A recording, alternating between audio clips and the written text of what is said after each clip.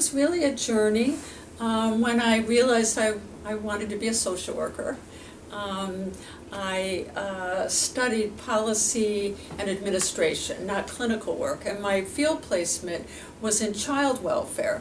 And after I finished my field placement for my master's degree, I moved into domestic violence and was involved with administration and policy and planning in domestic violence.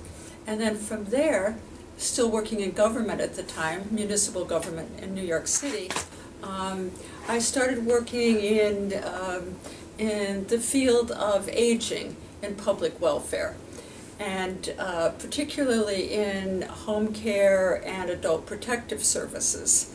And because I brought in my interest in family violence and domestic violence, I then became interested in elder abuse and neglect. And it wasn't until 1987 that I decided to go back for my doctorate in gerontology. And at that time, I began to focus on elder abuse as a doctoral student, doing pilot research. My dissertation was on elder abuse and the New York NYPD. And when I graduated, I retired from city government and moved to academia. And there I was teaching social work, administration, policy and planning, social welfare policy. But my research interests continued to be focused on elder abuse. While I was still in city government, I had the opportunity to collaborate with Carl Pillemer and Rosalie Wolf, who were doing a research project in New York City. And I helped to coordinate the research with our Adult Protective Services program. So I had some interest and a little background, and I'd done some reading in this area. And when I moved into my doctoral program and did planned my dissertation, I was representing my public agency at a local elder abuse network. And this was a network of service providers in the New York City area, including the NYPD. And I had the opportunity then to work with a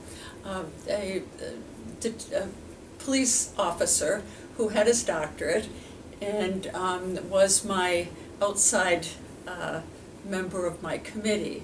And he was very helpful in getting access for me to some data that otherwise I probably wouldn't have been able to get through the NYPD.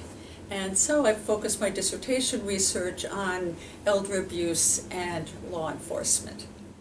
From there I became interested in older women and domestic violence. My background was domestic violence. So even though I'd worked with, not in, adult protective services, I maintained an interest and a focus in older people who were living independently in the community and were victims of domestic violence and elder abuse, we called it, but of intimate partner violence and violence perpetrated by adult children, even those adult children for whom the older victim was providing care.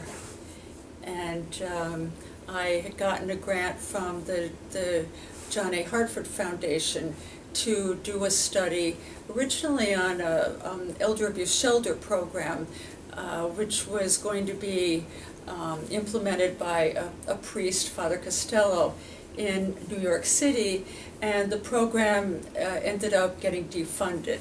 So I collaborated with the New York City Department for the Aging to look at the outcomes related to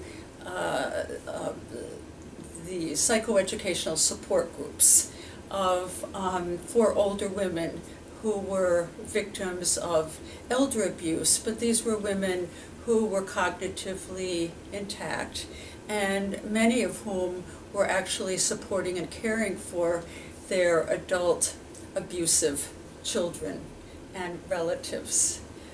Spent many hours in interviewing the women involved who were being served by elder abuse programs in New York City, and these were all women who were not eligible for adult protective services because they were cognitively intact.